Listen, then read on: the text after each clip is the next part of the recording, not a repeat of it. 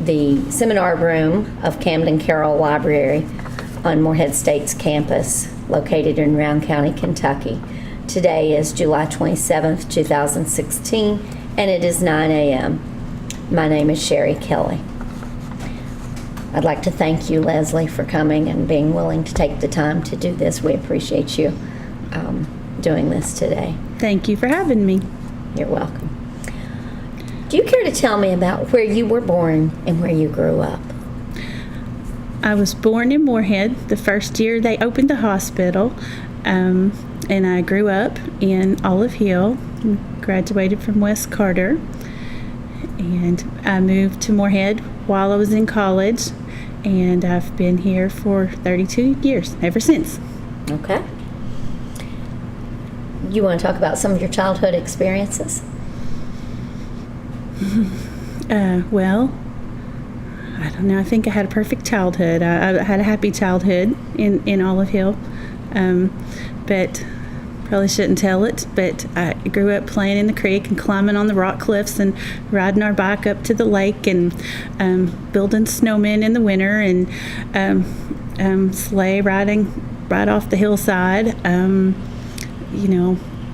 Just grew up on a small farm and mostly stayed with my grandmother. We shucked corn, peeled apples, and made quilts and all that kind of stuff. So it was a good, happy childhood. Okay. What about your religious upbringing or your background? Your going to church or whatever. Well, I have gone to church since as long as I can remember living in Carter County. I actually lived near Baltimore, Maryland as a child while my dad was in the military. So we moved back to Carter County, and no one in my family went to church. So a neighbor preacher down the road picked me up in his station wagon and took me to his church. Then later, my grandmother and my mother started going to a church close by. So I just always liked to go to church. Okay. How did you become involved in your current church? If you currently go to church, you said you've always went to church. Yeah. Well, I moved to the church I'm at now 18 years ago. They were just a happy bunch of people, so I liked that church. They were always doing outreach things, and they still do, and so I like that I can work and serve there, and the people are loving and fun and good, and just, a lot of times people will call in and I'll answer the phone, and they know we have food pantry and things there. People call in to check about that, ask questions about that, and I guess my funny way of just randomly saying things, I will always usually invite them to church because I passionately believe every atheist even needs a good church. It's a good community to be a part of because they help each other, and it's like a great extended family. What affiliation or actual church do you go to? I actually attend House of Prayer. Okay. So I consider me, I got a million funny stories I know you don't want to hear, but my mother was kind of a church hopper. I don't know. So I've been every denomination, and I like all different kinds of churches. They're all different, but they're all the same. I am a passionate follower of Jesus Christ. I do not claim to be any certain denomination. Okay. We're going to kind of switch gears a little bit and talk about the religious liberty movement. How did you become involved in the religious liberty movement?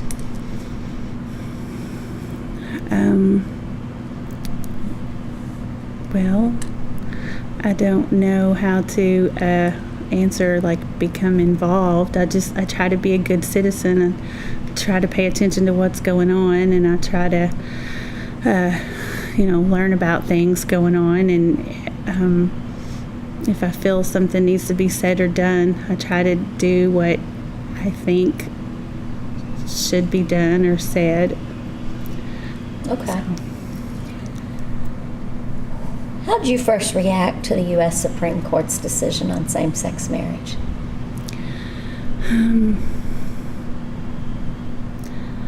Well,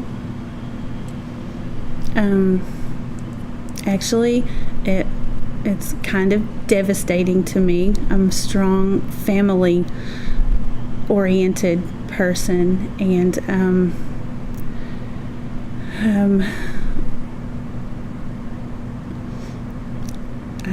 I think I would have reacted more with sadness than anything. So. Were you surprised about it? No, I saw it coming.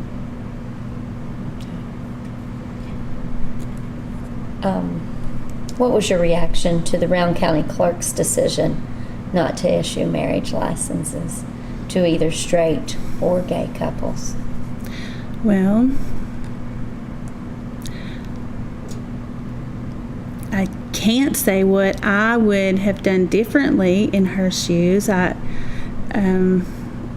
don't know if she saw that coming, or if that I would expect maybe that caught her off guard, and I guess that's the only thing that she could do, because I'm thinking, as a Christian, I can't go above God's law, and I know laws and times and values and things change from generation to generation, but that's I guess maybe that's the main thing, one of the main things that I love about like the Bible. Like I'm a huge student of the Bible, and I have been since I was a child. I just love to read the Bible, and that's the comforting thing to me, is that God never changes.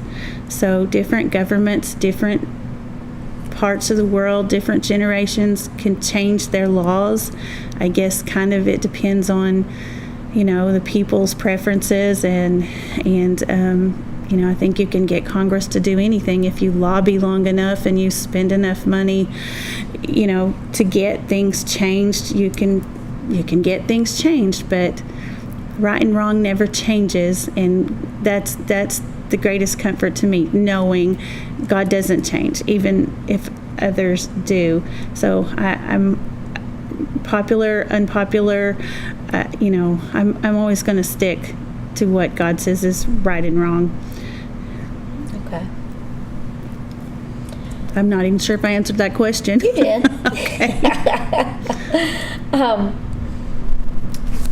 What was your involvement in the movement with religious liberty? My involvement. Well, I don't know that I actually did anything. I pray a lot, so I prayed for wisdom for Kim Davis, and strength, because either way, things like that are hard. When I felt like she was kind of bullied a lot. Just I don't normally have time to watch TV and things, and I don't know who's got time for keeping up with all that. I don't have time, so I didn't see a lot, but I saw something, maybe one of our kids or my husband showed me on Facebook, kind of just a little piece of her in her office and people ganged up around her, and that just looked really scary to me. But I went to Frankfurt when there was a rally in Frankfurt, but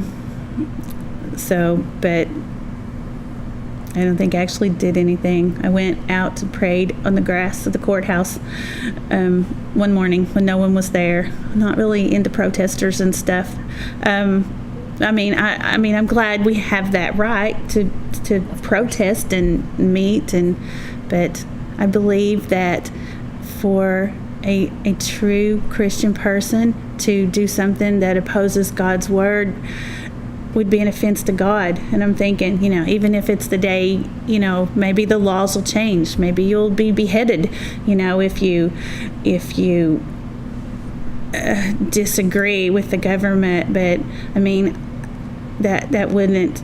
I know that probably sounds weird, but there's a lot of beheading going on in the world this day, and I mean that wouldn't change me. My motto is I won't bend, I won't bow, I can't be bought. And so I don't know, sometimes I feel like the best thing that I can do to be involved is just to pray. And I'm a super huge prayer, and I feel like that's how I've survived. And I pray and ask God to give me for wisdom. And in the book of James, chapter 1, God says if you ask, He'll give you wisdom. So I want to do what's right. And I always, it grieves me sometimes whenever I'm thinking, some people say they are Christians and they do horrible things that I think they shouldn't. I think grieves God. And I think if you don't love God with all your heart, soul, mind, strength, and love your neighbor as yourself, you're not actually a Christian. So, but I guess that's what the Bible calls the goats, as I guess, not to be confused with the sheep, who are the true children of God. I don't like the term hater, but I don't want to be called a hater. I don't hate anyone. It's not even possible to hate anyone. I hate that term. So I guess I'm a hater. I would hate to be called a hater. I don't know, but I love everybody.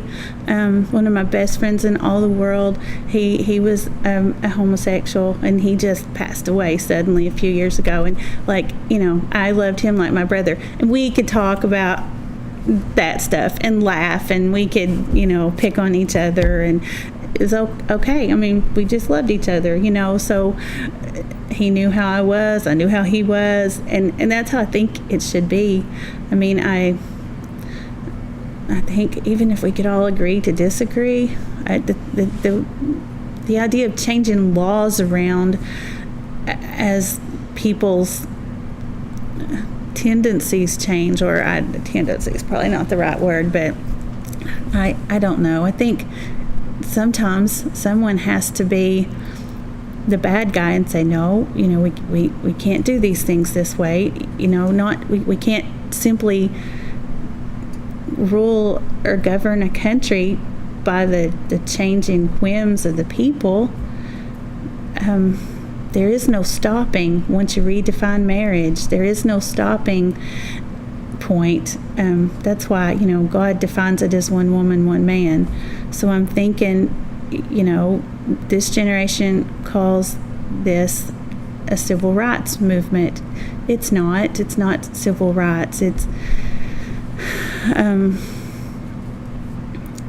I think just as a parent tells their children no sometimes, and the children maybe are upset and don't understand, but the parent understands, what's best for the child generally, I guess if they're good parents. So, I think that's why we always need to use God's law as the highest law in our land, because once we start redefining marriage, I listened to a lot of Christian radio, and I heard not too long ago that there was a man who wanted to marry his son, I believe, and there's not going to be a stopping point. If love is our basis, there's nowhere to stop. There's nothing in the future going to stop a mother from marrying her daughter, or two siblings marrying, as long as, maybe given enough time, enough lobbying of Congress, enough those sorts of things. People can continue to redefine. So that's the end result will be, breakdown of society. And I think traditional family is always going to be the best for a society. You need strong families. You need mothers and fathers to stay married or to be married. And often the government seems to condone things. People often don't even marry anymore because, of a check, they're going to get from the government if they don't get married, or so it kind of instills wrong values, and just from a financial standpoint, an economy can't continue to survive forever with those sorts of things going on. Did you participate in the protest? Just when I went to Frankfurt. Okay. And I prayed on the grass. Did you see the protest that you mentioned earlier? You may have. I drove by it. Okay. And I drove by it one day before I knew what was going on. Because I don't have much time to watch TV or things. So I just, that's how I found out about it, when I drove through it and saw signs. And what were your thoughts on the actual protest? Oh my goodness, what's going on? That's all I thought. I didn't know. It just, things like that kind of look scary, when I see angry people yelling at each other, and I don't like stuff like that. You mentioned that you prayed. Do you think that made a difference in the outcome? Prayer always makes a difference. So sometimes I may not be able to see today that I made a difference, and sometimes I think that, thinking I don't think I did anything worthwhile. I want my life to have meaning and purpose. I prayed about that years ago. I don't want to be one who just lives on this earth to please and entertain myself and waste oxygen. I want to make a difference for the good in the world, and so I know prayer makes a difference. I write down my prayers.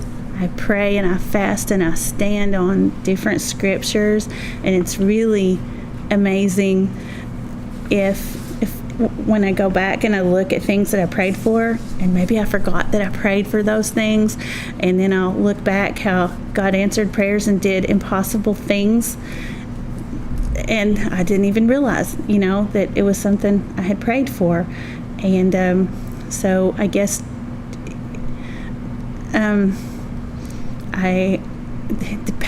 the power of prayer is the strongest force in this universe. I think people do not realize that, and I've heard before that actually scares my kids. My daughter one time when we were having some rough teenage years, I asked her friend, "Where is my daughter?" She said, she told me not to tell you that you would pray. That's weird. That's funny, but actually 2 different times, even in this town, knowing that things were going on specifically concerning my children, I prayed for God to put that place out of business. And one popped up on the front page of the news, and they just decided to close. And which, it's kind of funny stories for the kids to talk about, oh my goodness, mom's praying again, and so, my daughter heard, I told her, I'm going to ask God to close that place down. And she became angry. She said, "Don't do that, Mom. Those people need those jobs." Those people have offended me, and my God, and it shut down. So, that's kind of a funny story. So I'm going to tell who they are, because I don't want to, God, I know that God answers. I know God answers. I know specifically, even weird little prayers, God answers. And it's actually how my husband became a Christian. My husband was a good man, so, and he knew a lot of Christians, he said, so he didn't want to be like them. So, and the people he described, I understand maybe why he didn't want to be like them, but they identified themselves as Christians. That wasn't who he wanted to be.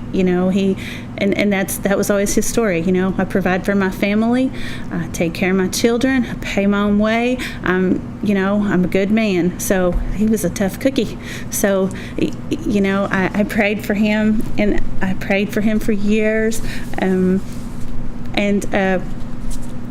He said later, after he became a Christian in his 30s, he told about how his wife would pray, which was funny. He doesn't talk a lot, so it was funny to hear him say those things. But I don't like to ask God for money. I don't like to ask anybody for money. That's hard for me. So, but 3 different times in my lifetime, I remember asking God for money. Because, like we didn't have any. So one night I told my husband that he needed to work 12 hours. I had this all calculated out. If you work 12 hours overtime, we will have enough money to pay all these bills. And my husband said, quote, "That's impossible." He had to turn in the pager at work the next morning. And I said, "Oh, Lord, please give him 12 hours overtime." And I just kind of said it offhandedly as I walked past him. But he was not a Christian man. It wasn't a serious prayer. But later that night, there was actually a break in the line in town, middle of winter. He had to work the whole entire night fixing the break in the line. And when he got his check, it dawned on him he had 12 hours overtime, and it amazed him. Like, this did something weird to him. He said, "How many hours overtime did you ask God for?" I'm like, "What? I don't even remember. I think I said 12. And he said, "Oh my goodness, that's exactly what I worked." And so that always kind of scared him too, because I believe in praying specifically. So that's actually how my husband came to know the Lord personally. Those little sorts of things, that he would say was impossible, and they would happen. So I know that my prayers made a difference.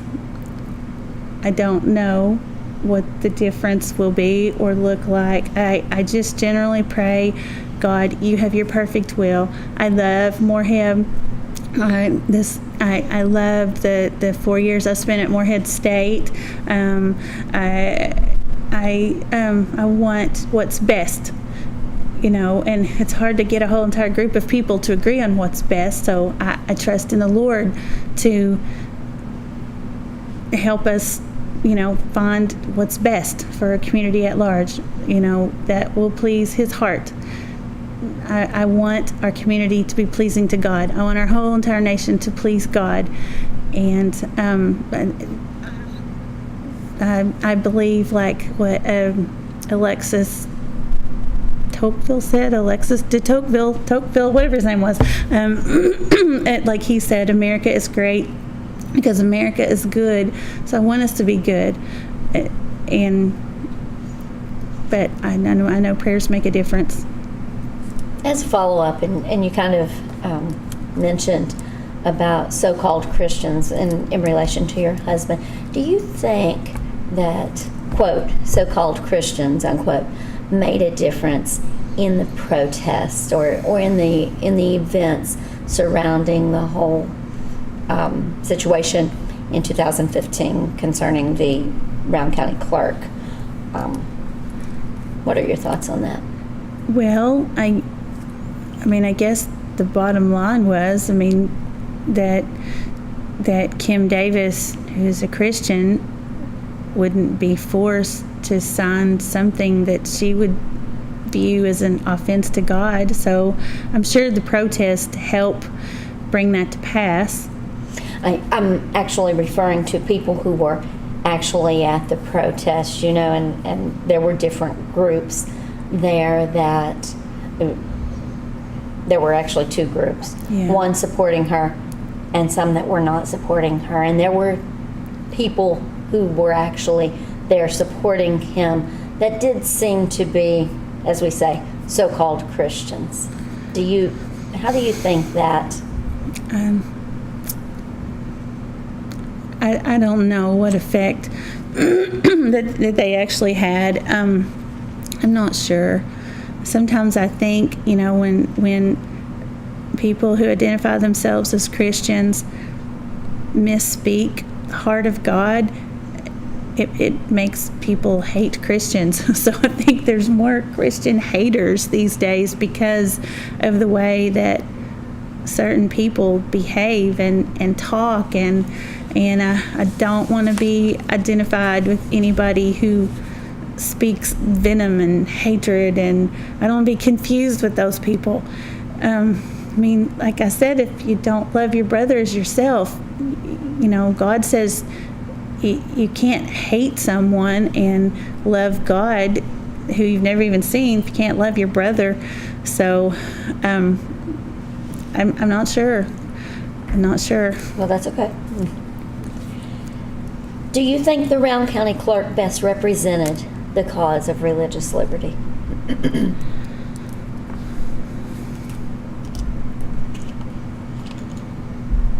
I think she was kind of targeted.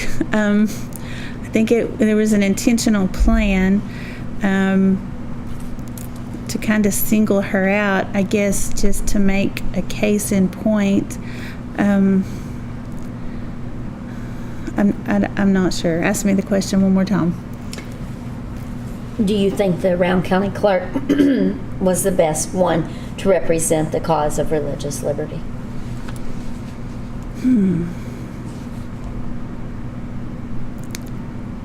I don't know that I would say she was the best one. Like I said, I think she was kind of chosen by, I'm not sure whom. I'm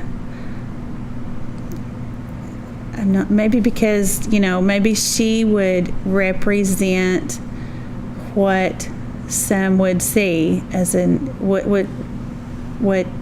maybe people outside of Eastern Kentucky would identify as a Christian. She looks like the stereotypical Christian.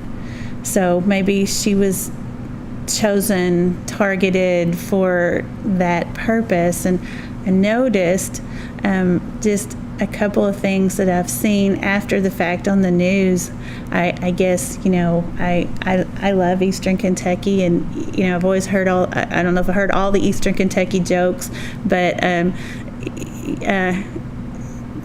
like the people with, that maybe don't sound, maybe look to be a little illiterate, maybe those are the ones that got media time. The ones that I'm thinking, that doesn't look or act like a Christian. So, it was kind of, I don't know, sometimes I think the media is biased, and, it's like, why didn't you interview the Christian who looked intelligent? Why did you choose the one that didn't have maybe the best grammar skills? I don't know. I don't know that she was the best. But what do you believe was the appropriate way to handle the situation? The situation being her refusal? Yes. Just the best way. I'm thinking through the courts would be the best way. Do you think she deserved to be imprisoned? Absolutely, 100% no. I think that would be a good study, a good case in point of a tyrannical government. And I'm thinking sometimes there is no common sense anymore. It's been replaced with nonsense. And it's things like that to me just make my jaw drop open when I think that is unbelievable, that those sorts of things could happen in the United States of America. No. Okay. Do you think she should have received any punishment? No. I think just like you're going to play a ball game, you've never changed the rules in the middle of the game. The rules kind of changed after she took office, so no. Okay. What were your thoughts upon her release? I was glad. I'm glad that she was released.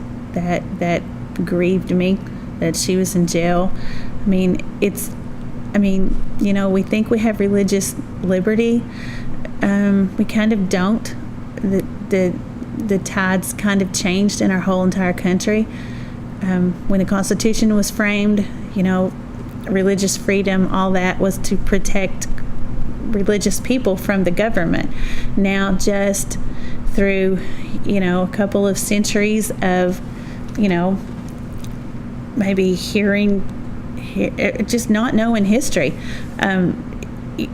things have totally gotten reversed to where now it's the government needs to be protected from religious people.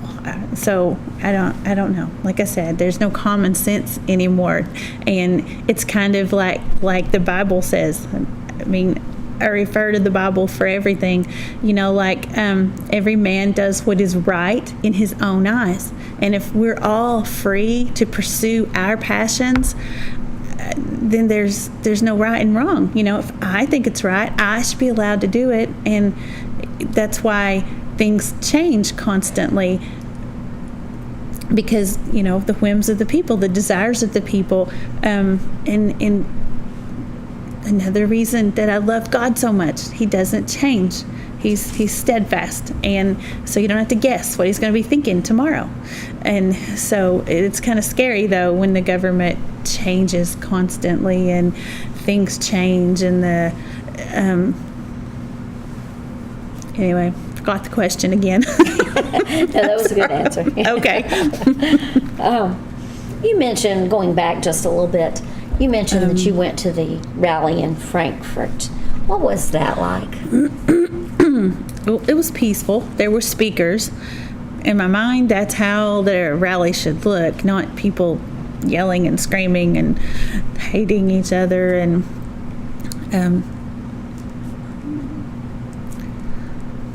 Okay. Thank you. What are your thoughts on the reactions of your local elected officials?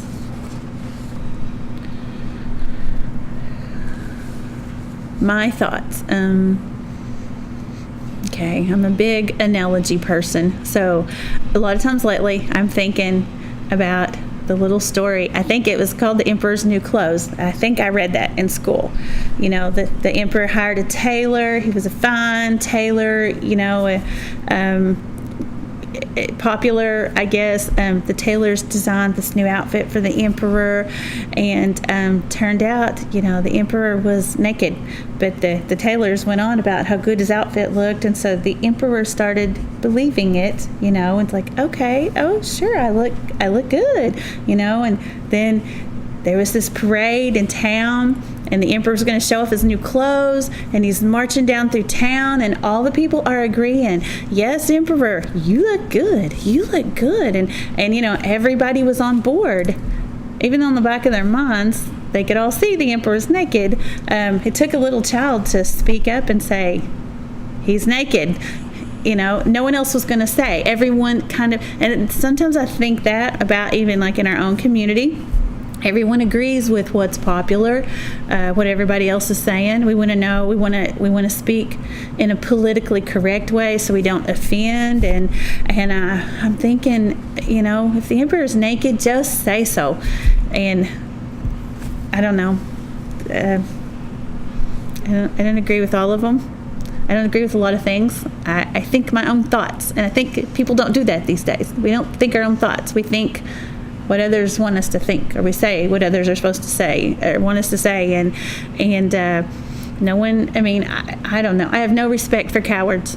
And a person who knows things are right or wrong and refuses to speak the truth for fear of retaliation of what someone else may think or say, or something like that. I just have no respect. I have no respect for weakness, and that's where I stand. Okay. Do you think the media attention this event received was appropriate? No. It was very biased. Okay. In what way? Well, I don't really know that Republican, Democrat exists so much anymore as liberal and conservative. So by and large, I see the media as very liberal, and I think they're very biased. Okay. What are your opinions on the outcomes of the religious liberty movement? Which outcomes specifically? Really, any of them. The outcome of what has taken place since last summer's events, since she was released from jail, the fact that now marriage licenses are issued at the courthouse here for both gay and straight couples. Anything you want to elaborate on that? My heart is broken. I mean, it just grieves me. It makes me sad. It makes me sad that this happened in our town. I'm thinking, someday in the distant future, maybe not in my lifetime, things will change again, or, maybe one day we will start marrying, mothers and daughters, and I'm thinking I'll be even more sad, but I'm thinking someone has to think outside the box. I mean, when it's kind of like even Christians who have the fish on the back of their car, I always think about, all the fish just swim along downstream, but I'm thinking someone has to be a salmon, they swim upstream.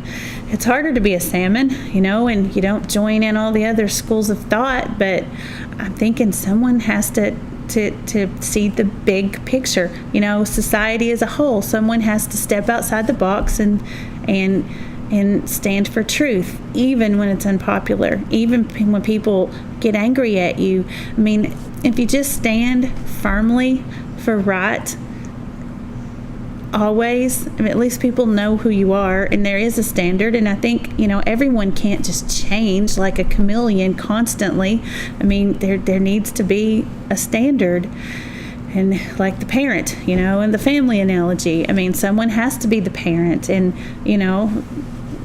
a lot of times today, parents want to be their children's friends, or they want their kids to think they're cool, and or they let their children decide things of major importance, and that just aggravates me. It's maybe popular thinking, and but I'm thinking, you're the parent, when your children turn out to be crazy and, they're still living at home when they're old, and you're still paying their rent and they can't stand on their own, that's your baby you created.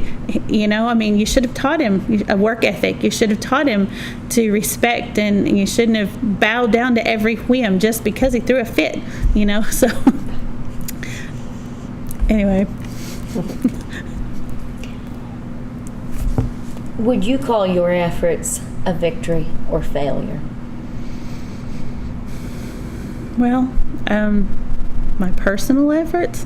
I'm referring to, you mentioned you prayed quite a bit about this, and then attending the rally in Frankfurt. Do you think that was?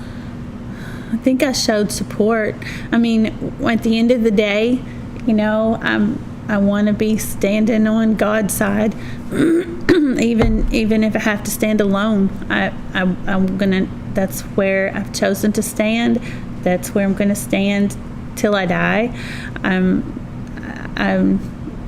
don't know if I made a difference, but I think a lot of times people can't see the forest for the trees, and I don't know. I always look at the big picture.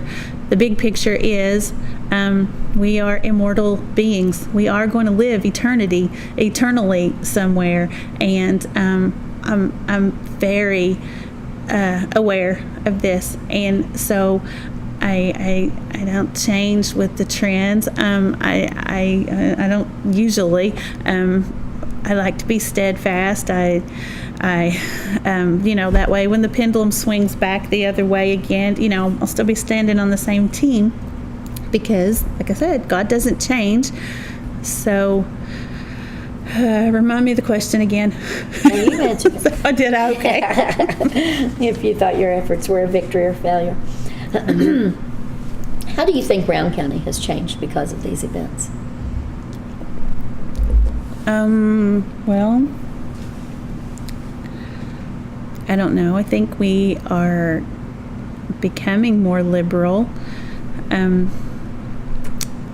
Just slowly, continuously, maybe not so slowly. We're quickly becoming more liberal.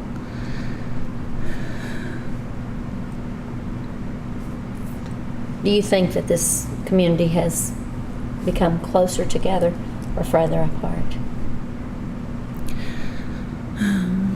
think it's a good community. A protest like the one that happened last summer, it kind of puts a divide between us if we're standing on this side or this side. Kind of makes you feel divided.